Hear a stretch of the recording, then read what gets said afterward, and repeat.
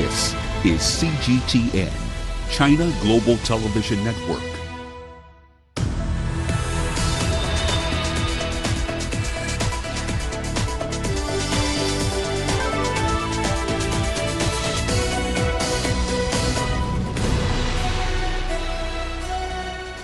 Hello there and welcome to Global Business Africa. We'll be giving you insight into Africa's business and financial markets. I'm Uche Okoronkwo, coming to you from Kenya's capital, Nairobi. Let's start with a look at the markets. Well, all eyes were on U.S. jobs data expected today to suddenly give clues as to the health of the world's largest economy.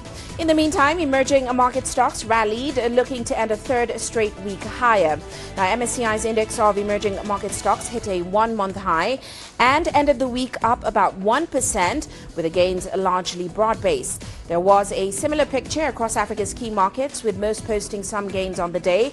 In South Africa, we saw financials and resources driving today's gains. Also, MTN Group climbed over 3%, and that's after releasing some pretty positive numbers this week. Well, also coming up on today's show, we'll be looking at the economic expectations ahead of Kenya's presidential election.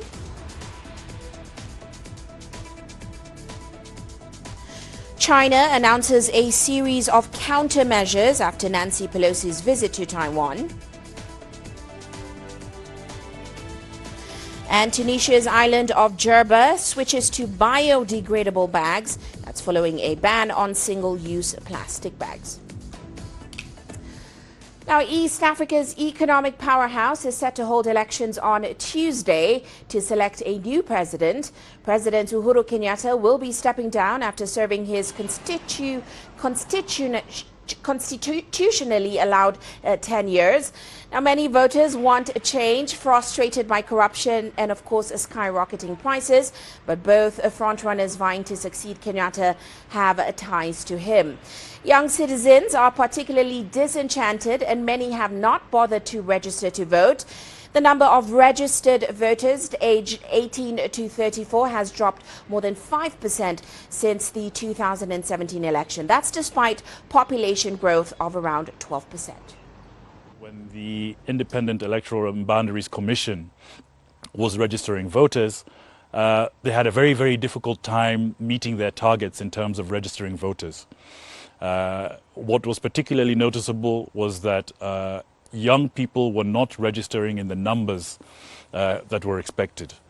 So in an environment where people are very, very engaged with politics, when you see voter registration numbers falling and the Electoral Commission unable to meet its targets after 1, 2, and even 3 attempts to do so, then that, I think, is an area of concern. I think it's a very clear signal from the younger population that perhaps they're a little bit disenchanted with the direction that our politics has taken.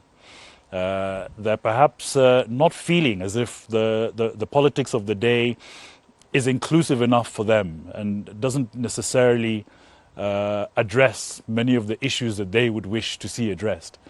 So I think it's a signal from the younger population, and one which needs to be taken seriously. Well, let's delve further into all that now. We're joined by Professor Exen Iraki. He's a professor at the University of Nairobi's School of Business. Great to have you with us on the show today, Professor. Now, you have actually said that you believe the campaign focus this time around has been on economic issues and growth rather than ethnicity, on tribal lines, or personality, which, of course, will be a significant change from the norm.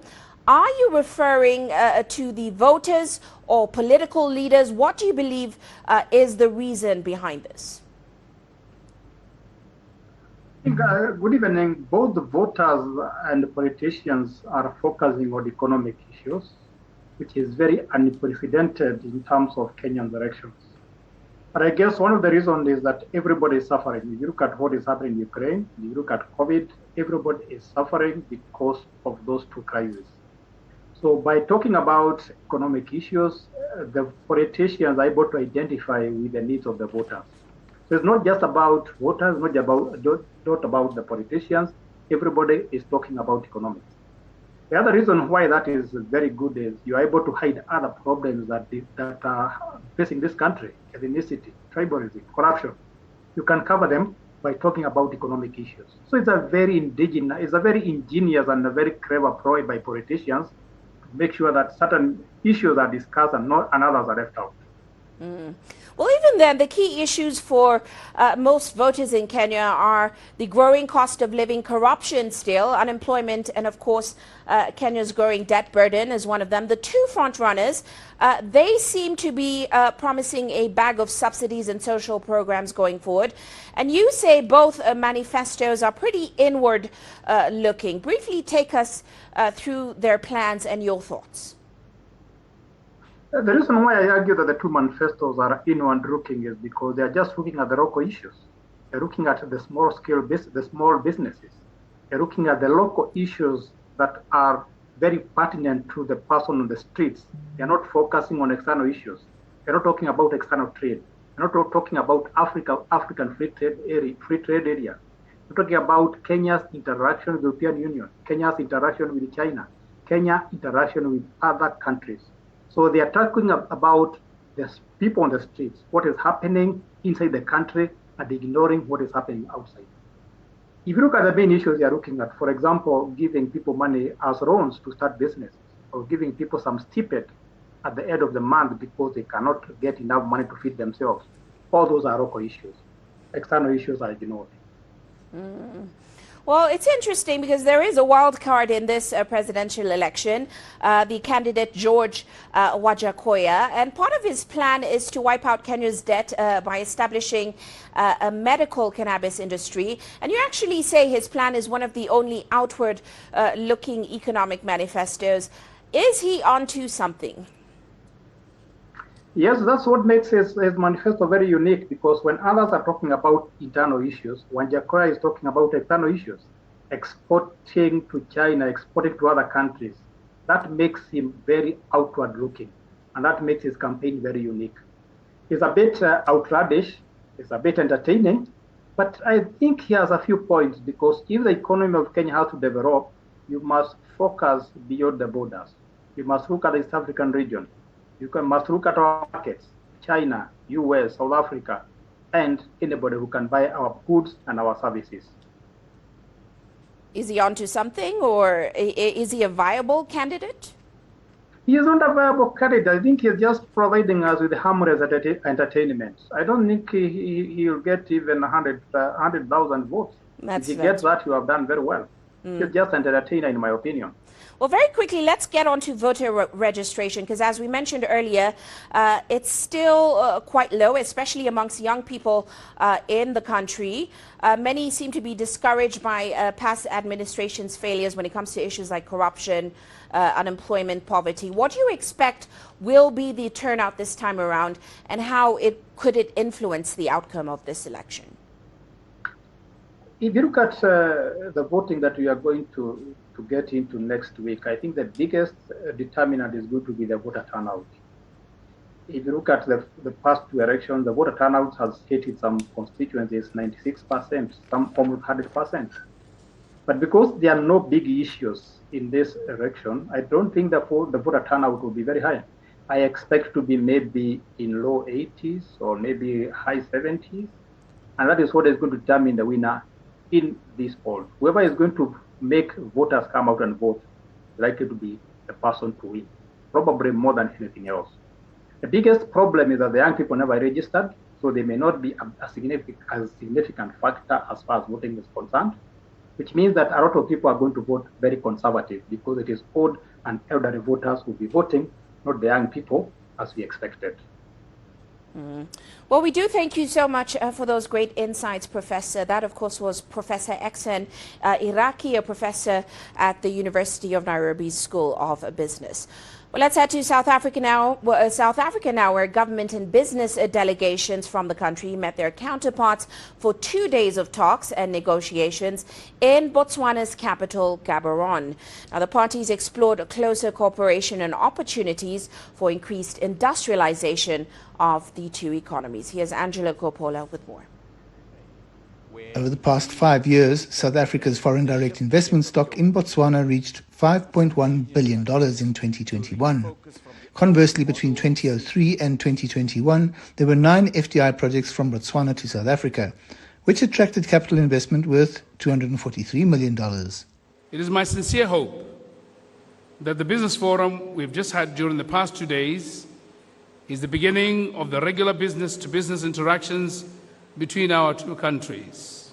Government and business delegations from the two countries spent 2 days together brainstorming ideas and finding solutions to problems. It has been refreshing to hear of their optimism on both sides, an optimism that is based on a wonderful future that lies ahead.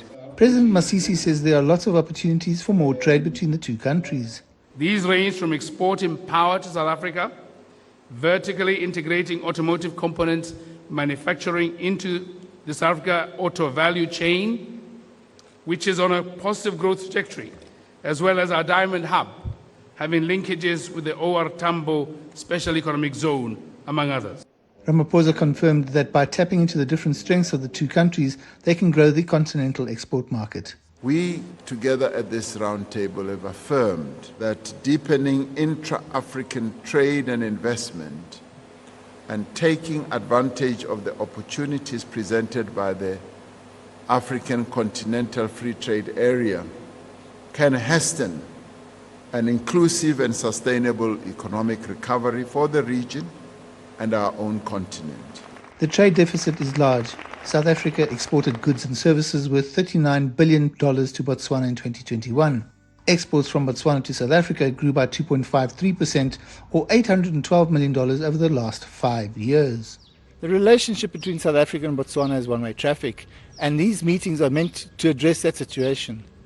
I'm Angelo Coppola for CGTN in Johannesburg, South Africa. Well, let's head to Egypt now, where the pound continues on a losing streak. Now, the currency is yet to recover since it plunged on Monday to a near all-time low of more than £19 per dollar. Now, Egypt is the world's largest wheat importer and must now pay a lot more for the product. The local unit has not fallen as sharply since December 2016. Here's CGTN's Yasser Hakim with more. It's been a tough couple of years for the Egyptian pound, leading to the current downward spiral. The reason is that there is a scarcity in dollars because of a drop in tourism, as Russia and Ukraine account to over 38% of foreign visitors. Also, the higher prices of commodities after the Ukraine conflict and global inflation have pushed the import bill up by 8%. This coincided with the exit of over $20 billion of hot money when the US Fed raised interest rates. In response, the central bank raised interests as well to keep the local currency afloat. The government is under pressure to devalue the Egyptian pound further if it wants to receive an IMF loan facility that it has requested to bridge its deficit gap.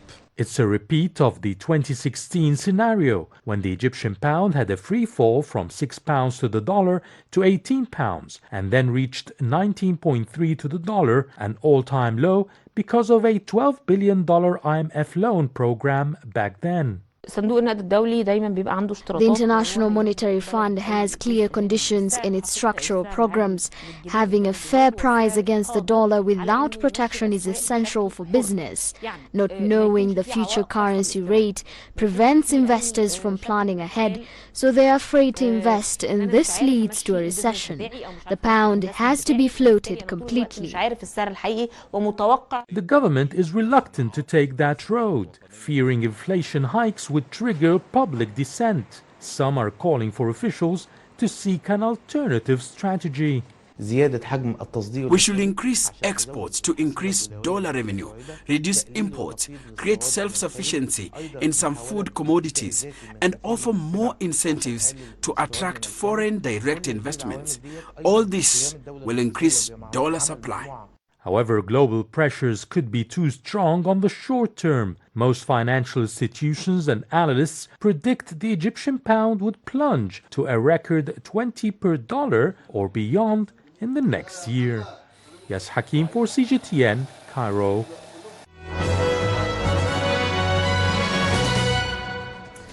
Now a look at our corporate headlines today. Anglo Gold Ashanti CEO expects inflationary pressures to ease next year. This comes as the miner joined rivals in reporting a hit to half-year profits, as well as a forecast that costs will be at the top end of guidance this year. Now, the CEO says lower commodity prices in 2023 are likely to bring the company's costs inflation down to a single-digit percentage from a peak of about 13%. And South Africa and Botswana have agreed to collaborate to fix and expand rail infrastructure, which is beneficial to both nations. Transnet says the nations have agreed in principle on joint development initiatives to be implemented by their respective rail operators in order to improve trade. Now, the initiatives will also allow Botswana to access South African ports in a more efficient manner. And revenue of the mobile money arm of MTN reached $104 million in Ghana. An interim report shows that this is a 9% growth year-on-year in the half of 2022. The number of active users and transaction volumes increased by 11% and 19.3% respectively. However, the figure is much lower than the 50.9% growth recorded last year. And Facebook owner Meta has rolled out non-fungible tokens in 100 nations as the social media giant seeks to join the digital collectible frenzy. Now, Meta announced that it is expanding NFT features to Africa, Middle East, Asia Pacific, and the Americas, and that's following a successful test in May. This all comes after Meta integrated with Coinbase Wallet and Dapper, besides Trust Wallet, MetaMask, and Rainbow. And that's a look at our corporate headlines. Well, we're heading into a short break now, still to come on the show.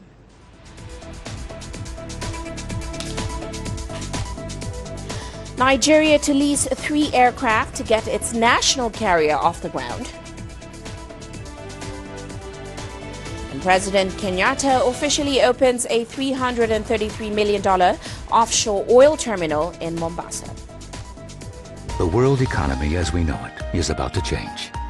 Global business reports highlight emerging markets, developing countries, and dynamic sectors worldwide. We feature top analysts and newsmakers to provide perspectives on every facet of business.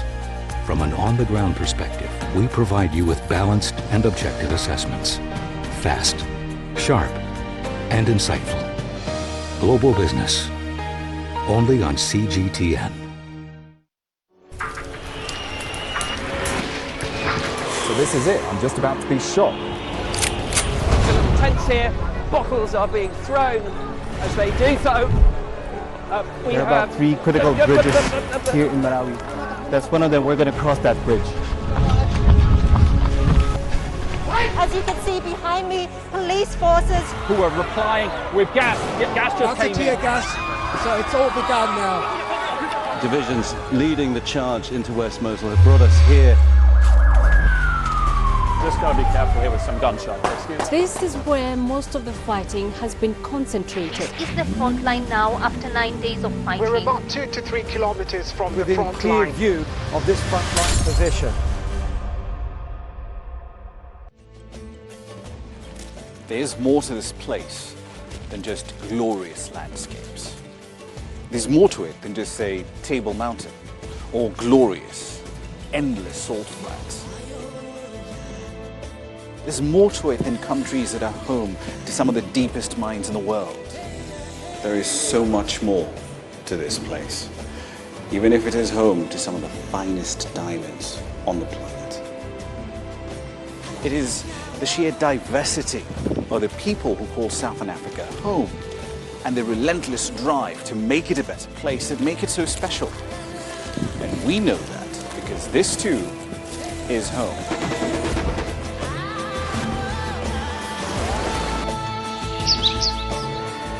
No one knows Southern Africa like we do. CGTN. See the difference.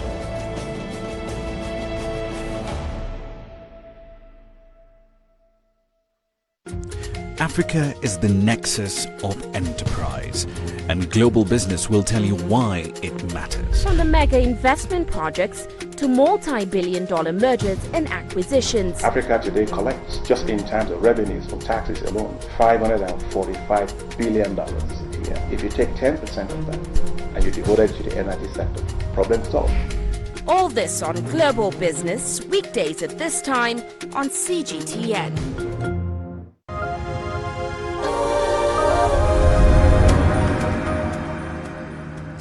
Welcome back. Now, Nigeria Air is gearing up to commence full operations, and this follows authorization to lease about 3 aircraft for the fleet of the national carrier. The move comes decades after the collapse of the country's first official airline and amid a crisis in its aviation sector. Here's CGTN's Kelechi Mekalam reporting.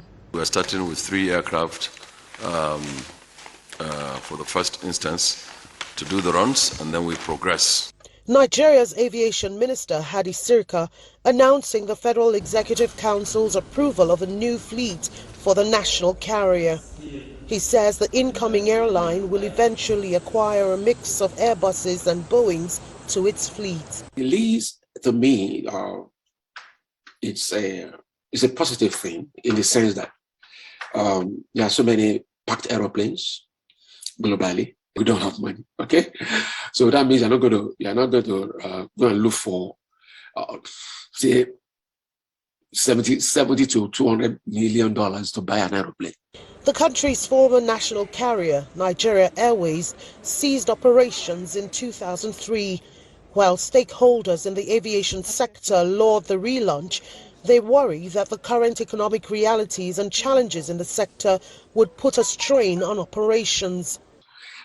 In our own environment, apart from salaries and wages of personnel, every other component is forest-based. Every other component, from a pin on it, because we don't manufacture anything in this country.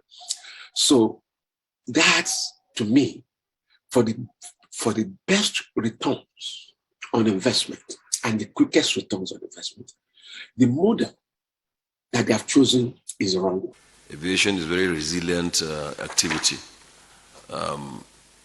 From time before, always take a dip and then come back up.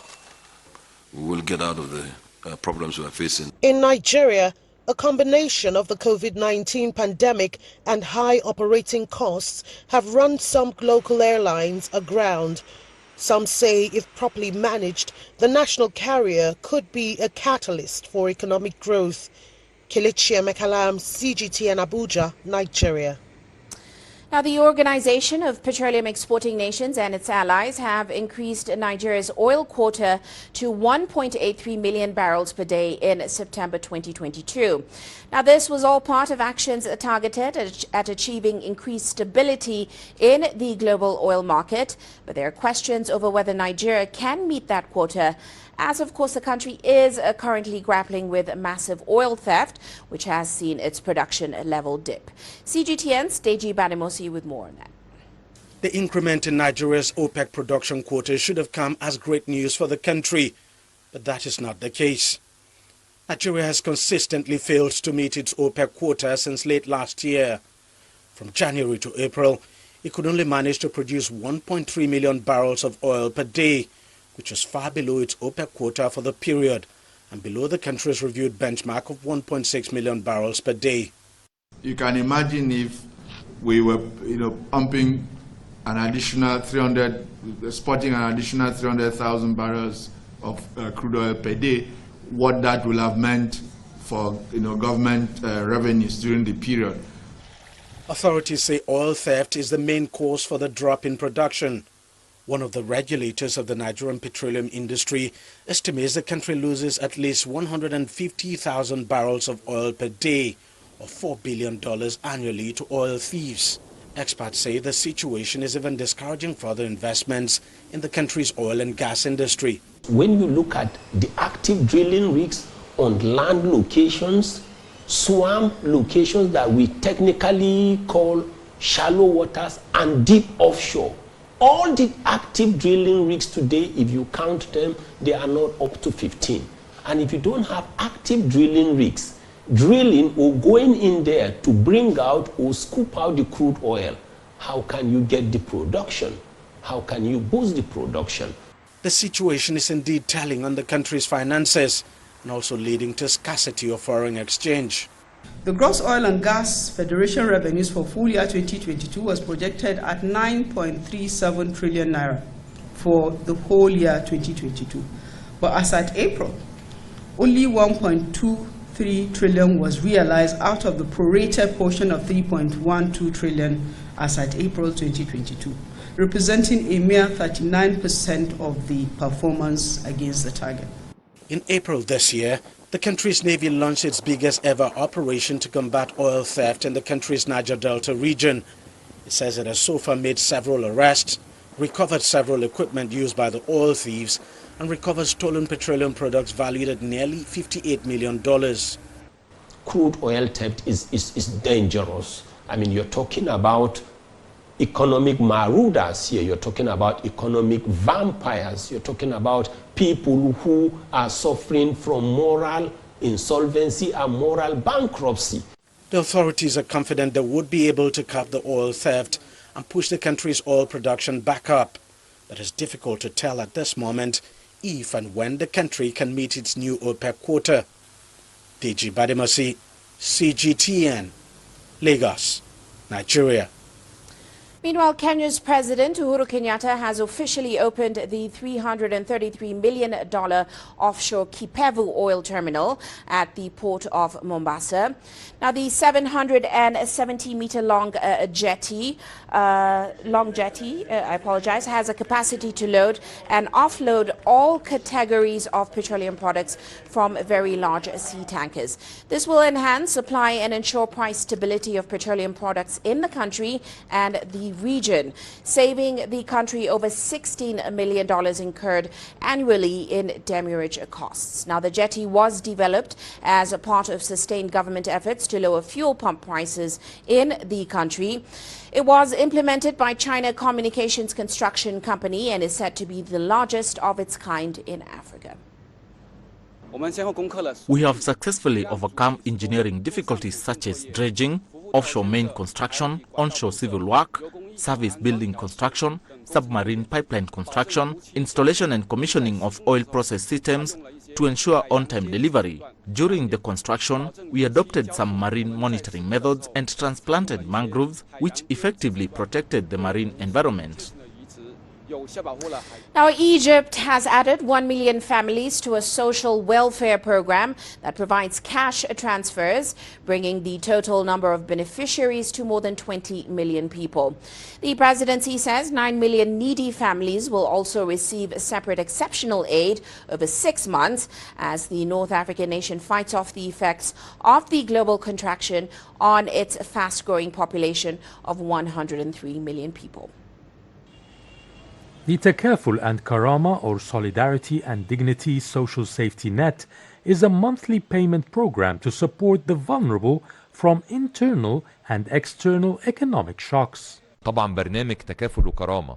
Takaful and Karama program is one of the most important schemes launched by the president in the last few years to face the global crisis. It's a lot of effort with the aim of how, as a state, we can support the low-income earners at this exceptional time within our limited resources. Takaful and Karama started with 1 million families in 2014. By 2018, it had served double the number. August 2022 saw a major leap to 5.4 million families. That's 20 million people. Add another 37 million on a 6-month temporary benefit.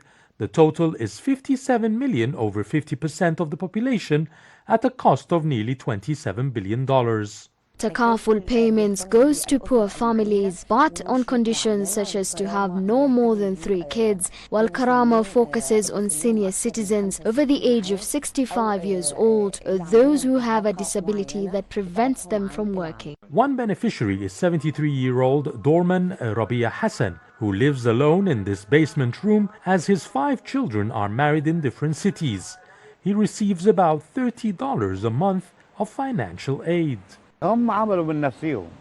When they announced whoever past 65 years old can apply, I applied, and after 9 months, I was accepted with Takaful and Karama. Not enough, especially for the electricity and water bills, but it helps. Better than nothing. The Takaful and Karama is only one of several social welfare programs launched by the government recently. The government says the latest batch of social security support is not going to be the last, as the impact of the global volatility continues to bite the Egyptian economy.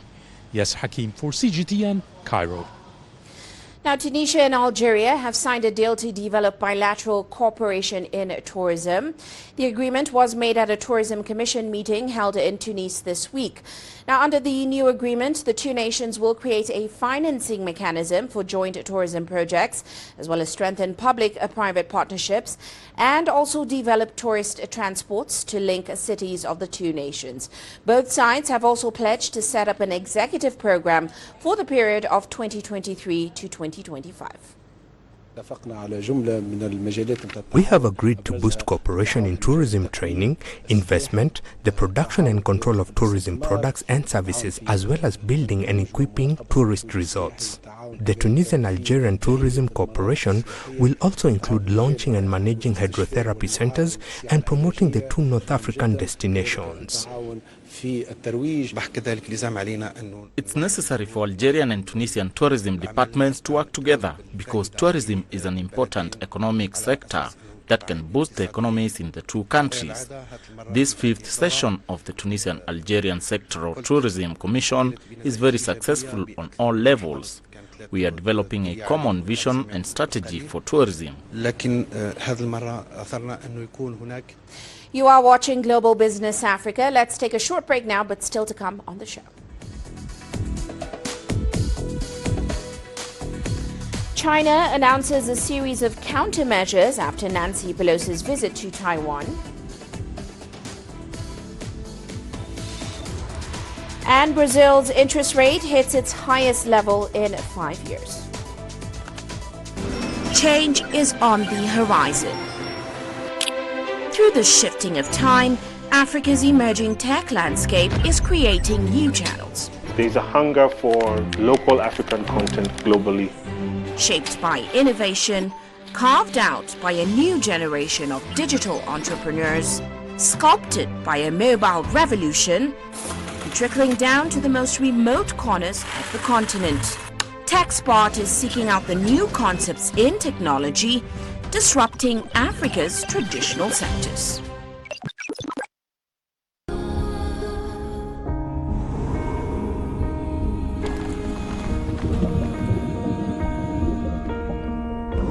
No war, no one again began holding guns. Machine guns from police forces toward the protesters.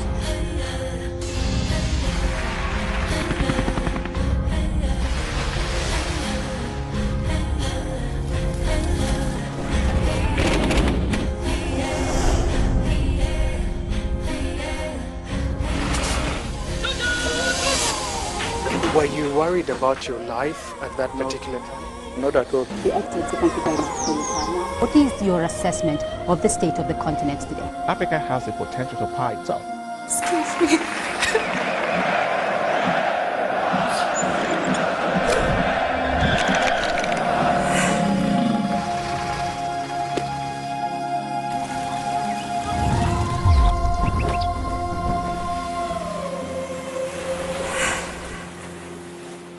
Business in Africa is at a crossroads.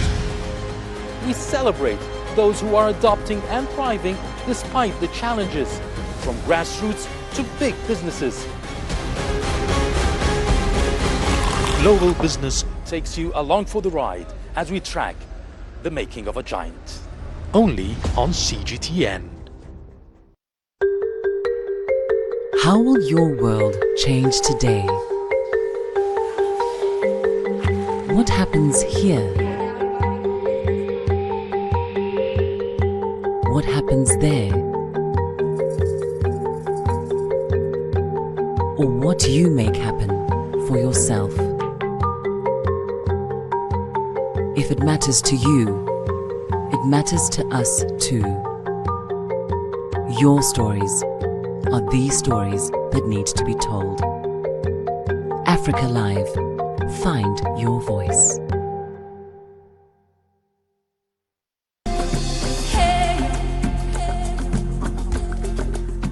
is my kind of city. That's because when I'm here, I feel like I'm back home in Lagos or Abidjan, which are two of the major cities I grew up in. Business in Africa is high risk. After about a decade covering business news on the continent, I've learned it's all about the high risk, but also the high returns and the high energy. You simply have to adjust in order to keep pace. When I started out as a journalist, my dream was to open people's minds to the different perspectives. From the CEO in the boardroom to the trader out in the street, we all have different stories. From Accra to Addis Ababa, from Cairo to Cape Town. And I wouldn't have it any other way. Here at CGTN, we realize that Africa is on the move, and it's moving fast, but we're moving right along with it. I'm Uche Okoronkwo, and I'm a business anchor and reporter at CGTN.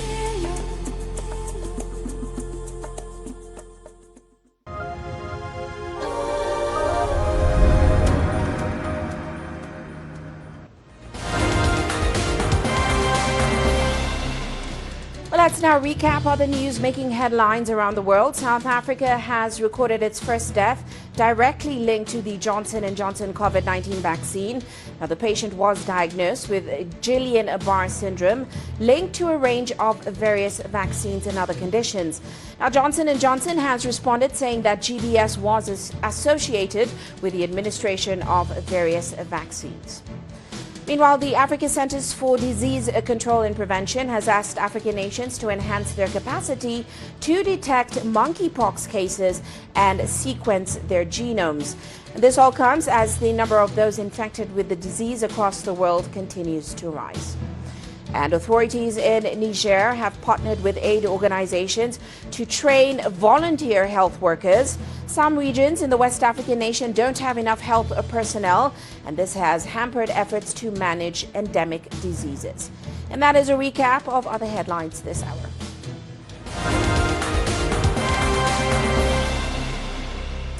Now, the fallout over the visit to Taiwan of U.S. House Speaker Nancy Pelosi continues. Infuriated by the move, China's foreign ministry has announced a series of countermeasures, and they include cancelling meetings between high-level military leaders and defense officials, as well as suspending cooperation on issues such as the repatriation of illegal migrants, cross-border crime prevention, and drug control. Climate change talks have also been halted. Now, China has also denounced statements from the U.S. and NATO, which accuse Beijing of overreacting to U.S. House Speaker Nancy Pelosi's visit to Taiwan. Here's the latest statement from the Foreign Ministry.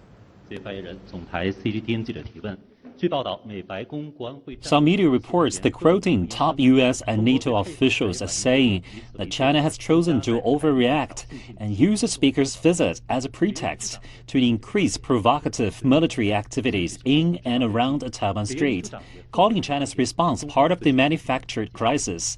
What's your take on that? The causes and effects of the current tensions in the Taiwan Strait are clear, and the restaurants and the situation are clear. The United States is the provocateur and crisis maker. The essence of Taiwan question is not about democracy, but a major matter of principle when it comes to China's sovereignty and territorial integrity. The United States should put itself in the shoes of others. If one state of the United States tries to split off from the country and establish its own country, while another country continues to provide it with weapons and political support, can the U.S. government and the people allow it? Well, let's move on to Brazil now. The country has raised interest rates to nearly 14%, which is the highest level in 5 years. That is the 12th hike since March of last year. Well, as CGTN's Paulo Cabral now reports, the increase is to curb surging inflation. The decision came as no surprise to market analysts in Brazil, as there is much concern over inflation that has climbed to nearly 11.5% in June.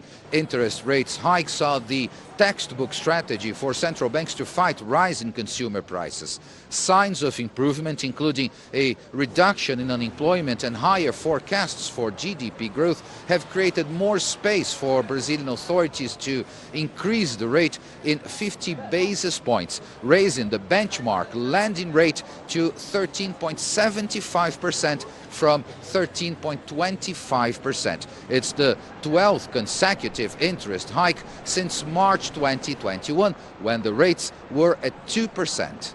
This economics professor believes the hike should have been steeper this time and that new increases are expected from Copom, the Monetary Policy Committee.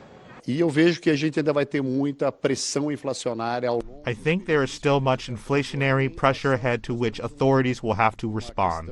In my opinion, the interest rates were kept too low for too long in 2019 and 2020, and we are still feeling the impact. There have been some signs of easing inflation due to government measures that lowered fuel prices, but this positive impact may not last for very long, as increased public spending in this election year could add to inflationary pressures. Paulo Cabral, CGTN, Curitiba, Brazil. Now, people in Germany are also suffering from the rising cost of living. The country is reporting a sharp rise in the number of people visiting food banks. Well, CGTN's Natalie Carney went to a local food bank in Munich and spoke to its organizer and, of course, some of the recipients. There was a time when retiree Rosemary's basic pension was enough for her to get by. Not anymore. I don't get much money. That's why I come here. Everything has become more expensive. Sertap lost her job during COVID-19, and with a big family to feed, she had nowhere else to turn. In today's times, there's no money, but everything is very expensive, especially when there's a big family. It's very difficult. Young, old, German, Ukrainian. The demographics of those turning to food banks across Germany are changing. According to organizers, more people registered at this food bank in Munich over the last 6 months than have over the past 2 years.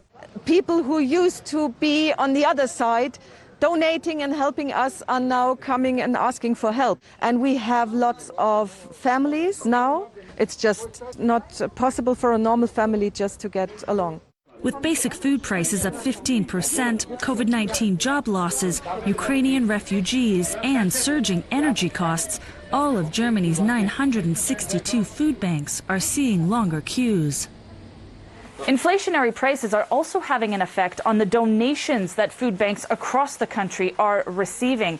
Supermarkets and individuals simply have less to give away, forcing many people to change their habits to make what they do have last all that bit longer. I'm using foods longer, especially past the expiry date, because it's still well preserved. We buy more jars of cheap food. It might be chicken, it could be fish, because they're more suitable for us. The German government has waived a surcharge on electricity, radically discounted public transport tickets, and provided one-off payments to each income taxpayer, all to the tune of over $30 billion. But some economists are calling for more immediately effective and long-lasting measures. It cannot be stressed enough that we're in a dramatic social crisis that is likely to worsen in the coming months.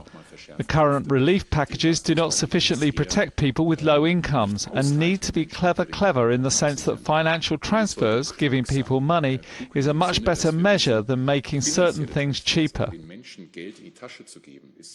Economists are also warning of permanently high prices for energy and food in the coming years, worrying many social aid providers. I really need food, because we're just trying from Friday to Friday to get enough for everybody.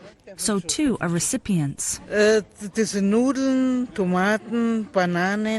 noodles, tomatoes, bananas, tomato sauce, chocolate biscuits, small coffee and yogurt for about 14 days or possibly 3 weeks. While more and more people find themselves rationing what they have, the economic conditions that have brought many to this point are far from over. Natalie Carney, CGTN, Munich, Germany. Well, on a lighter note, Hong Kong has racked up a host of new award winners in the coveted Michelin Food Guide. But they're not all exclusive. High-end establishments, a range of cheaper eateries, have also been recognized for their culinary expertise. Well, our reporter Richard Kimber went to explore what's on offer. Whenever you take a stroll through Hong Kong's side streets, the one thing you can always rely on is that you'll be surrounded by food. I've walked past so many restaurants in the last few minutes just taking a stroll through this part of town, but I'm on a quest today to find the very best that Hong Kong has to offer when it comes to first-class food at affordable prices. More than 60 small restaurants and food stalls in Hong Kong are featured in the latest Michelin food guide. I'm starting my gastronomic adventure by visiting one of the newest to make the list. Ding Ba specialises in classic street food. All the dishes and sauces here are homemade, and some have a distinctly modern twist, like this deep-fried stinky tofu with kimchi topping. When we found out we made it to the Michelin list, we were really surprised, but we are very happy, and this is a great motivation for us to keep improving. While the chef got back to work, so did I. Wow, what a spread I've got in front of me. I'm going to start with the stinky tofu with kimchi sauce, since it's such an unusual combination. It's a great idea. Just the right level of spice for me, and for this time in the morning. I'll try and add a little bit of the oyster pancake. That's actually much nicer than the one I've had in a far more expensive restaurant somewhere in the middle of town. And finally, this is more of a get the hands dirty job. Time for the egg pancake.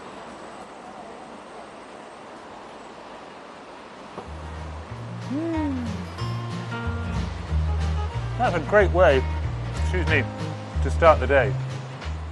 My next stop is a long-term fixture in the Michelin Guide. It's home to what might be China's most famous food, dumplings.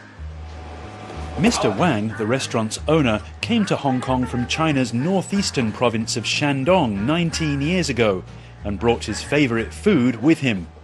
For Shandong dumplings, you have to make them fresh each day, because if you make them the night before, they will be too hard. I couldn't let him do all the work, so I offered to lend a hand. Yeah.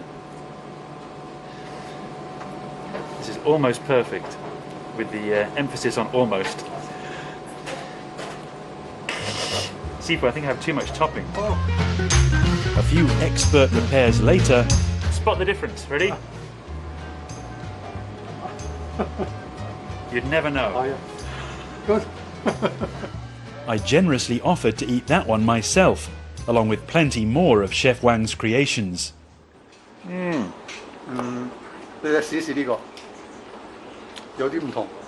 Delicious. It looks terrible, but it tastes delicious. Let's try one of the real ones now. Over the next few hearty mouthfuls, Mr. Wang told me where his inspiration comes from.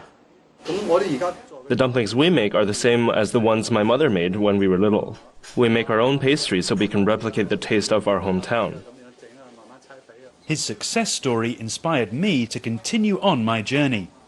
But it's good to go for a little walk after all those dumplings, but a full meal is not a full meal without dessert. And there is a place just around the corner here that has plenty of options when it comes to finishing off your meal. Kai Kai Dessert has been running for over 40 years and is a multiple Michelin award winner. They make all their dishes from scratch, including hand-frying huge bags of black sesame seeds and peeling baskets of fresh water chestnuts. The same handmade magic is applied to a range of other ingredients, from sweet potatoes to walnuts. Well, the last stage in the process that, of course, is the most important is trying the things. So here we have the black sesame that we just saw being ground up in the kitchen with glutinous rice balls in the middle. Let's try this one first. This is delicious. Really, really nice. Not too sweet. It's warm, but still really refreshing. Over here, so flavoursome. Over here we have the summer special. This is coconut milk with red beans, one of my favourites, and the black grass jelly.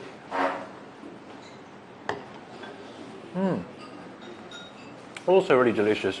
And although it's probably not very healthy to have them both at the same time, they go really, really well together.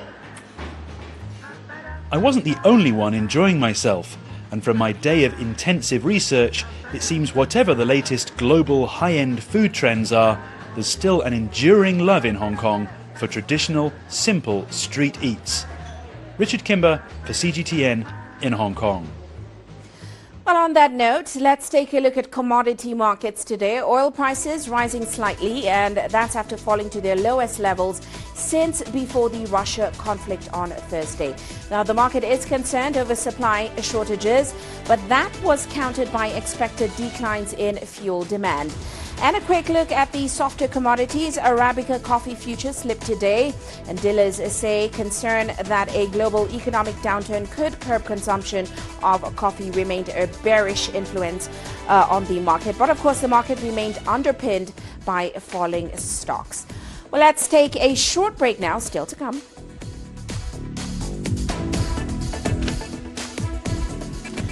Tunisia's island of Jerba switches to biodegradable bags. That's following a ban on single-use plastic bags.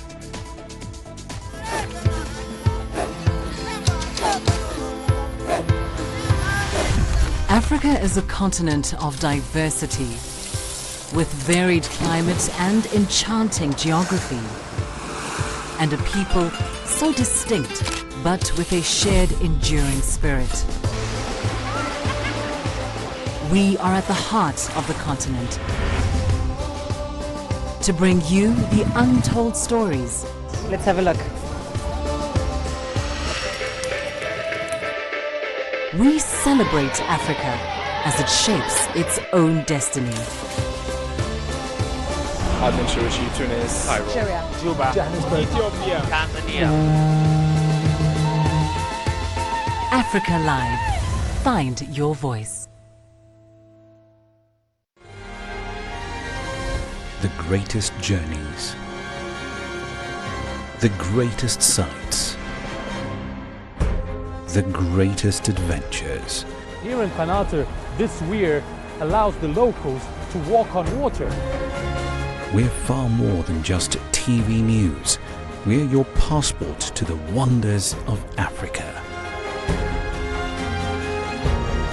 To bring you stories of struggle, survival and hope.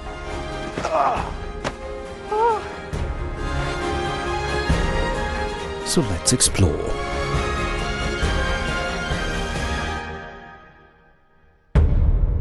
CGTN. See the difference. You don't find the stories of North Africa by sitting on the sidelines.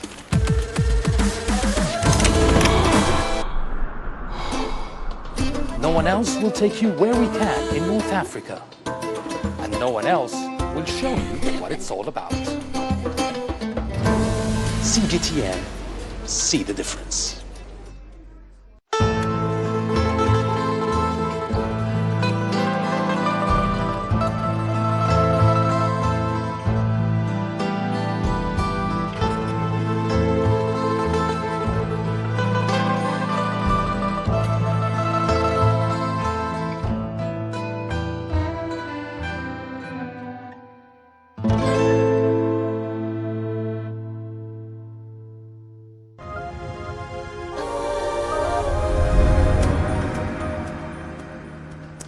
Now, a decision by Tunisia's government to ban single-use plastic on the island of Jerba came into force this week.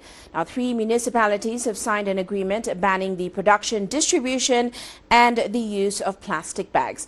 The decision will be implemented gradually, as Adnan Shaushi now reports. The 3 municipalities of Jerba Midoun, Ajim and Homt al-Souq have informed manufacturers and distributors of plastic on the island to stop the manufacture of single-use bags. The country's tourism minister has invited citizens to use eco-friendly and traditional bags. Environmental pollution is a threat to public health. Plastic is the first source of pollution in Tunisia. It's also a visual pollution. The ban on single-use bags on the island of Jerba will pave way for a large-scale ban in the whole country. We must act as soon as possible to protect the environment. Shopkeepers say the ban will not affect their business activity, as they can use reusable or paper bags. The ban on single-use plastic bags is a good decision. The problem is the mentality of many consumers who ask for a plastic bag for any item they buy.